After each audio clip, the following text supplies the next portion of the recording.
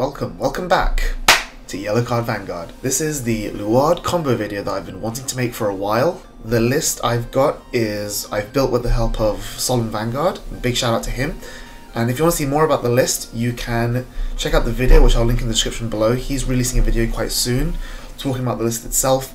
And I'm just releasing a video here more about the lines of play you can do, sort of combos to be aware of, like when to hold back, when to go all in sort of thing. This video is for what you should watch once you've watched his video. So this is currently my deck of choice in Premium, and I've been playing it a lot, and I just kind of want to share with you sort of the things I've discovered and some really cool tricks you can do with the deck. So let's get into it. So the first things first, I'm going to show you like some of the high roll scenarios you can do with the deck. The problem with Luard is you might think that, oh, it's a stride based deck, it doesn't really do much, like you need your drag abysses and the format's a bit too fast. But in reality, there's a few pieces from the V era that we can slot into the deck that makes the early game a lot better. So there are two main early game plays you can do, which I'm going to show for you now, and they're both, if you can get them off, really devastating. So the first one we're going to talk about is Blast the Dark. Blast the Dark itself is a very iffy card because it doesn't do anything unless you ride it realistically. Like, sure, it retires on call, but you're not really going to use that. It's not exactly a big beat stick, it's just a 10k body. But the fact that it gives you Twin Drive, while also letting you discard grade 1s to fuel Ritual for your early strides, is just really solid. We go first, we draw for turn, we ride a grade 1, the Forerunner comes out. Let's say we can Flamnac just because of the hell of it and draw a card. So yeah, it's not too good a hand, but not too bad either. We've got the grade 3 ride, we've got the ride Blast the Dark. Our opponent rides, attacks us. They call no rear guards, or even if they call one rear guard, we still have 1 damage, so we can blast the dark them if needs be. And if they're calling 2 rear guards, like 2 in the back, just to avoid the blast the dark, then that's still great. Like we forced 2 cards out of the hand early, which means that if we had like some more grade 2s or grade 1s in our hand, we could actually call them out and just like try and rush them as well. So it's not even just like the blast the dark's effect himself, it's more the threat of the blast the dark, like can force our opponent to make suboptimal plays. So let's just say that I have no rear guards, we draw for turn, cool, whatever. We ride the Blast the Dark, counterblast one to retire if they have one, and then we can even discard this PG for the Twin Drive, and that PG is the absolute best thing we want to discard because we can get it back at any point. It's not a necessary combo piece, and it's a grade 1, so it fuels our Ritual. And then we can just swing, we can hit them with the Ren special with a double crit. Almost. So the fact that we're running stand does kind of make like the vanilla Blast Dark swing play kind of shit. Like if you want to call something like here, if you had anything here in this hand. So the other early game high roll thing you can do that I want to talk about is the Nemain play. Now, at first a lot of people didn't think Nemain was good in Premium because she's once per turn, 5k doesn't call much. It can't call your PGs because they're 6k. It can't call your effect triggers because they're 4k. She only really calls other copies of herself. But then there was a WGP winning list in Japan that played a very special tech that I'm a big fan of. So we'll go through some turns just to show you exactly what's going to happen. So we need to hold the Nemain in hand. So we're going to have to ride Flamnac, which is not ideal, but it's not too bad either. And then we'll immediately call the Nemain, just so we can deck them for Nemains on turn 1. Like pulling out another Nemain early is not an awful play because it means that you're less likely to draw into them. You're more likely to draw into other things. It's just basic probability of here's one less bad card you don't want to draw in your deck. So we'll pass, our opponent does some stuff, they attack us, we'll take it. Now at this point, we can have the Blast the Dark, but it's not super important that we Blast the Dark. Like, obviously it would be ideal if they had no rear guards and just their Vanguard, so we don't need to counterblast one for Blast the Dark. But even if they did, what we're about to do means that we don't even need Blast the Dark's Twin Drive. So anyway, we'll stand, draw. We'll ride Blast the Dark just for the hell of it. And now what we're going to do is, we're going to use the Nemain and search for Revenger Bloodmaster. So this guy is quite an old card from BT15, and his effect is when he's placed on rear, counterblast 1 if you have a Shadow Paladin Vanguard, put the top card of your deck face down to damage turn and draw 2 cards. This is basically Pot of Greed, and Pot of Greed is a really good card. Now, you might think, why is this card that good? Well, watch. So we counterblast 1, take a damage face down, whatever, and draw 2 cards. Now, if our opponent has no rearguards, we can then continue to use Blasted Art's effect, discarding a grade 1 to fuel Ritual, and now we've got Twin Drive with 10 swing and another 10 swing. So you go swing with 10, whatever, swing with the Blasted Art, Twin Drive, stand trigger, not this time. But if we had a stand trigger, we'd be able to stand the Blasted Art as well, the Revent Bloodmaster, and swing for another 10 against their 8k, maybe 10k Vanguard if they went first. And we've got 6 cards in hand and 4 cards in the field. So we've just gone straight +3 out of nowhere.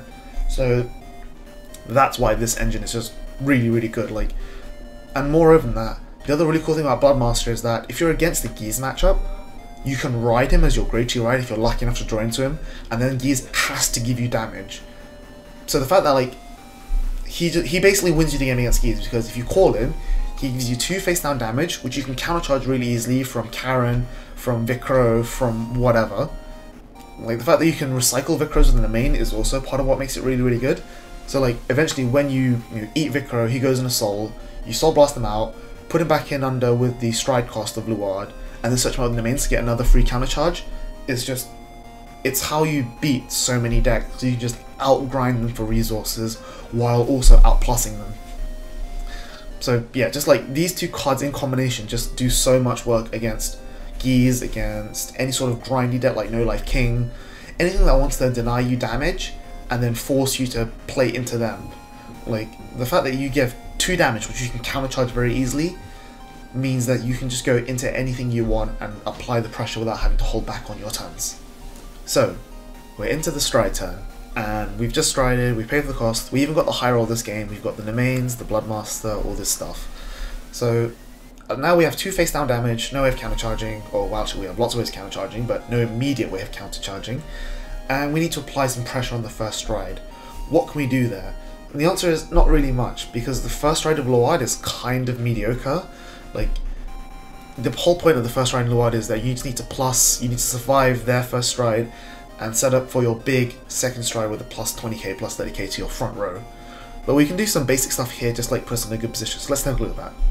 So first things first, we're going to Nemain, because we want to thin the deck, and we're going to be searching again with Dragabyss in a second, but the things we're going to search with Dragabyss will draw us cards, so we want to keep the ability open. What we're going to do next, we're going to use Luard's effect, which is Soul Blast 1, retire a unit, here we'll go back and start counter charge, and then call 2. So the 2 we're going to call are 1 Karen and 1 Daylad.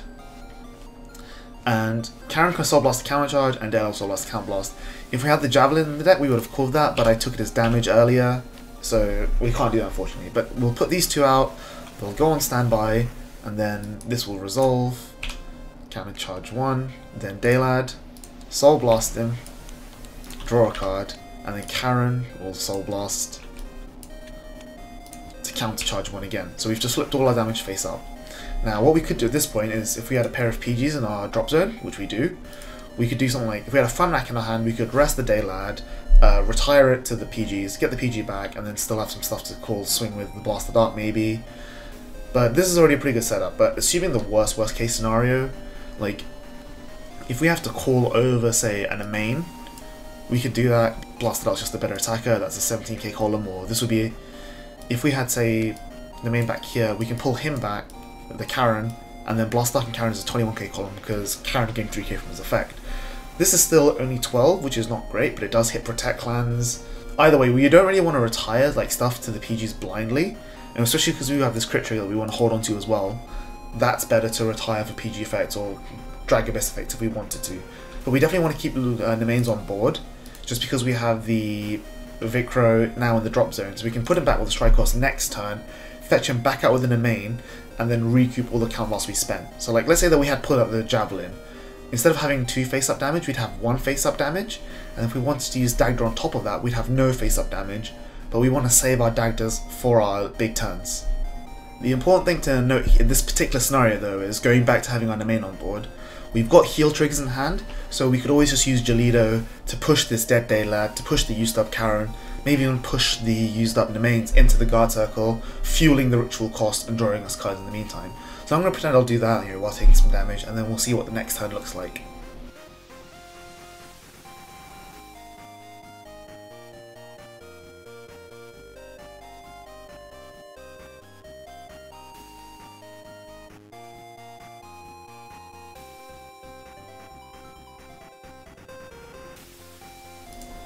So now we're on the start of the second turn. We've taken a bunch of damage, we've G-guarded twice, which will rarely ever happen with double Gelido. We've got some draws, I encountered for the drive check last turn. At the moment, we've got 8 grade 1s in our drop zone, which is a really good number because it's plus 20k on the Drag Abyss. So 2 of them will be going back because of the PGs, but for now, we'll put the starter back for the stride cost effect and go into our second Drag Abyss. Now, if we wanted to, we could use the stride skill to pull out the starter instead of the main, but let's assume that we need to use all our counterblast for other stuff going on later. So for now, we're not going to call anything, and then we'll immediately just use the main's effect to call him back out again. Now, there's a lot of things you can do at this point forward, because we want to use our daggers, obviously. We've also got Slaptail that we want to use, but we can actually go a little bit further than that. So first, we have this Farmnack in hand, so we're going to use it by resting on the Vicro, draw 1, and then we can retire the starter for our PGs. Just get a little bit of extra use out of them first.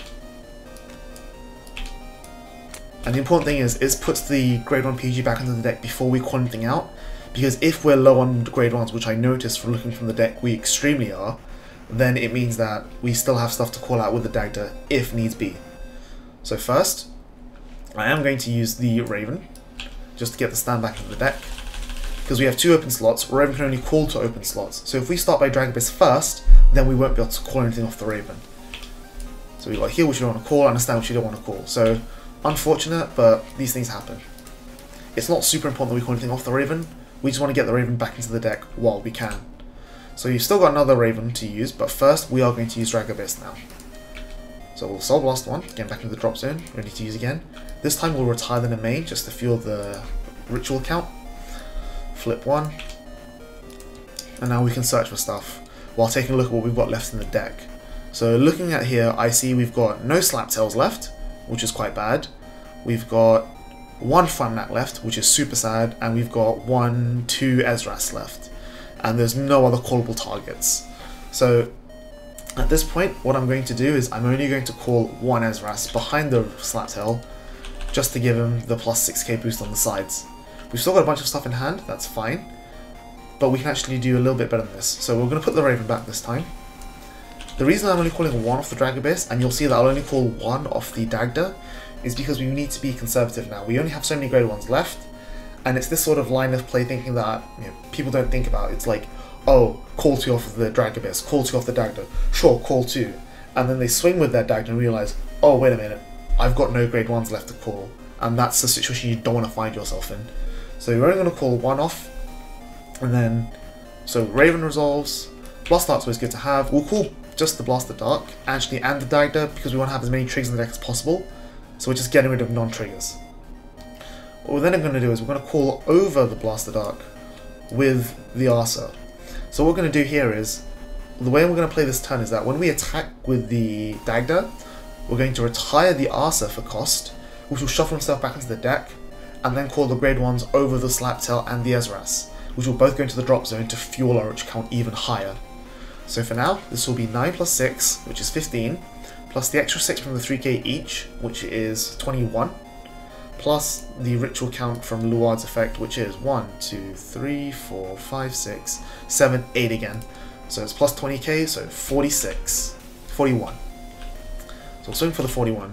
Dagda will only be 29, which is not great, but we can still use his effect, retires the Arsa, and call some stuff. So again, we've only got 2 callable targets left in the deck, and we've just put back our Ravens. We can actually see that, and the Arsa, we've got 1, 2, 3, 4, 5 stand triggers in the deck, in a, what's going to be 16 card deck.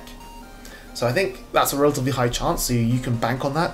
So I'm only going to call the PG, because we're already at 12, so we don't need to retire the extra PG to hit the ritual count. So this is still plus 20k to the front row, and retiring the extra PG won't push us to the plus 30k, so we can just wait, because this will die anyway, or we can make it die anyway. So we just want to have the Farmnack in there in case we hit the stand on the Dagda. We're going to swing with this anyway, just for power. Swing with the Drag Abyss, drive check, hit the stand. Oh, I didn't shuffle, that's why. Crit, that's not a problem. Stand, we got there. So, you can see throughout the entire point, from both the first strike turn and the second strike turn, even after G-guarding and like guarding heavily some other attacks, our hand size never went below 5. And that's one of the really big strengths about Luard, which is that you can just get cards for free, and your ability to defend yourself while plussing to the board is something that people just really underestimate. So we'll stand the Dagda, counterblast 1, retire, search for the final Famnak, who's going to be 14 on her own, which hits force numbers, which is really great, and then plus the plus 10Ks from the Ritual of Drag Abyss.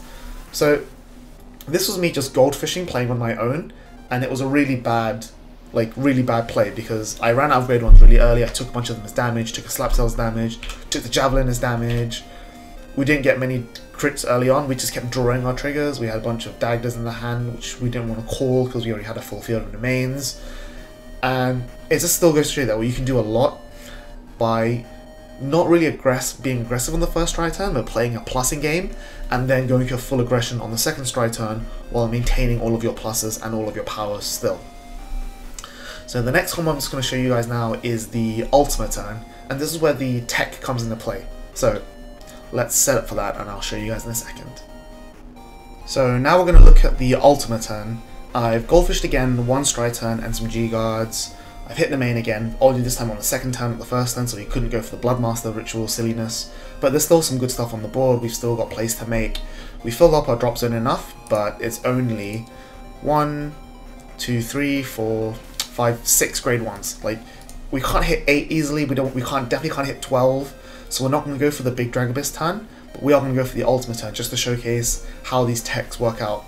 So the reason Maxime and I both play this one-off Cursed Lance attack is because he really makes good columns, and the problem with your Ultimate turn is that you're usually going to be calling Dagda, some other attacker, and then putting crit stand on the top. So you can attack with your rear guards, attack with your Ultima, crit everybody, stand everybody, 2 more rear guard attacks, and then Dagda makes a new column. But the problem with that is that your first 2 attacks are going to be quite small, because you don't have the plus 10k to the front row like the Drag Abyss gives you, and because Ultima doesn't have Ritual, Slaptail becomes just a 9k vanilla, so all your grade 2 beat sticks are just vanillas effectively. So the Cursed Lancer becomes a 20k on his own, and that really helps to mitigate that. So we're just going to show you how it kind of works here. So what we're going to do is we're going to start by rewriting, just to give ourselves a bit more soul. And because we have lots of counterblast open, I'm actually going to put this Daylad back, because I can call it again when I stride into the Ultima off the stride skill of Luard. So you can counterblast 1, pull out the Daylad first, and then before Ultima resolves, we can still Soul Blast 1 to draw 1. So do that, and draw 1. And then the Ultima can resolve, counterblast 2. And we can pull out Cursed Lancer and Dagda. And the reason we can put Cursed Lancer in an open circle is because we're superior calling him, not from an effect. So from an effect, not calling from hand. So if you would call it from hand is why, because we're calling from the deck instead. And even if he is in your hand, if you know you're going to the Ultimate turn next anyway, what you can always just do is you can just guard with him and then put him back with Luard's stride skill instead. That way he's always guaranteed to be in your deck. So let's search for 2 more triggers. I know we have a crit and a stand, so we'll put those on top.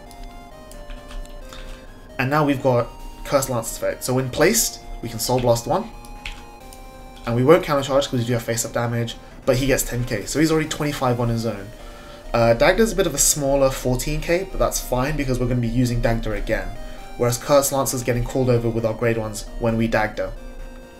And you can see that, as before, we've still got a really healthy hand to play with. There's still a lot going on. So even if we don't kill them on the Ultimate turn, we're going to have trouble winning, but we can at least maybe survive a few on attacks or whatever.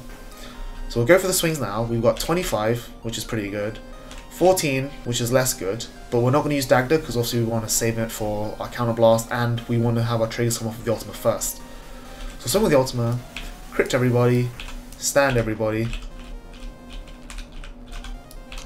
and no trigger. That's fine. So now we've got 25 plus the extra 20, so that's 45 with crit. Then a very big Dagda, which is 14 plus 20 is 34. And this time retiring this, and we can search for whatever, like, at this point double Famnak is actually better because, as mentioned, Slaptail won't get his effect on your Ultima, So slap plus a Framnak is 14 plus 9, whereas 2 Framnaks is 2 tops of 14, which is just slightly bigger.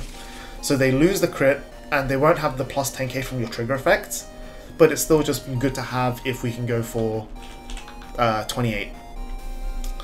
The one mistake I did was that I showed you I had this crit instead of the big crits, but that's because I ran out of the big crits. But realistically, you want the big crits because then that's plus 20k to your ward, rather than just plus 10. But this is just kind of an example of the 1, 2, 3, 4, 5 ultimate turn you want to do, using Cursed Lancers to really push that extra numbers on the second and the third attacks, just to get yourselves that extra 10k power. Really makes a difference, especially when you're attacking things like Ange, which has a really big hand, for example. So those are the major combos in the deck. The rest of the deck is just more about knowing, do I want to be calling the Daylight at this point? Do I want to call the Framnak at this point? Do I want to call the Javelin at this point? And those are things that really only come with experience once you understand that, okay, the win condition I'm aiming for now is either the ultimate turn or the Drag Abyss turn. Knowing how to manage your drop zone when you do that, count the number of grade 1s you can see, knowing how many are left in your deck, knowing how deep to go in. Like I said, like if you only call 1 unit off of the Dagda, that's fine, because it's getting plus 20k off to the front row from the Drag Abyss, so it's still hitting numbers, so you can still leave grade 1s back in the deck in case you stand the Dagda ready to attack again. It's these little bits and plays, like knowing when to call Framnak and Daylad, or Daylad and even the PG, just to get the snipes off to retire their critical units, because you know that you can call over them and get them back into your hand anyway, or you know that next time you can put them all back into the deck to call off of the stride skills. I think one of the big strengths about Luard is that it doesn't cost a lot of resources to do anything. You saw that in all those test games, I always had a lot of counterblast open, and with the exception of maybe Blast the Dark, Bloodmaster and Dagda, you're not really spamming your counterblast anyway, so even then, like, you're happy on the first stride turn to spend 1 or 2 counterblast for Luard's stride skill. It's not even like, if you don't hit Ritual 4 when you first stride, it's not the end of the world, because you have so much countercharge in Vicro, searching for Vicro with Nemains, Karens. The only real thing you need to be worried about is your soul, but the strength there is that you're filtering so hard and you're drawing so much, you'll draw more Luards to re-ride to gain the soul anyway. So that's the strength of the deck, and that's pretty much it. I'm more than happy to, like, you know, make more like tweets, like little text posts explaining other things you can do, things to look out for when playing the deck, like advice you can just give people who want to learn the deck. That's not a problem. I just hope that this was a little bit more insightful for those of you who were wondering, oh, why is Luard so good? Because you may have seen that our good friend Seiji, Can You Seiji, he keeps releasing premium content every now and again on his blog, and consistently Luard is near the top of his tier list. I think currently NLK is still the best deck in the game, so Luard is going to have a hard time fighting No Life King unless you get the high roll with the Blaster Darks and the Bloodmasters, but even then you're on 2 damage going into their loop, which is really dangerous. But the fact that Luard can just plus so hard and can still put forward these big columns with little effort is what makes it one of the better decks in the game. So hopefully this video was helpful to everyone, you got a bit of insight. Those of you who want to learn Luard know Luard now. Those who want to play against it know what to look out for, know what their combos are. And that's pretty much it for me this time. We'll get back to our scheduled Link Joker content very soon. As always, keep up to date with our YouTube, our Facebook, our Twitter, hit us up on Discord. We're always happy to have a chat. And other than that, yeah, like I said, check out SolemnVanguard's video for the deck profile. The list is super tight, super solid. I'm really enjoying playing this, and I'm just really enjoying finding like more lines of play to do. Like, this video is nowhere near definitive, so I'll probably like tweet every now and again like, oh, I did this with Luard at premium today. So keep an eye on that, and hopefully we'll see you soon. Bye bye.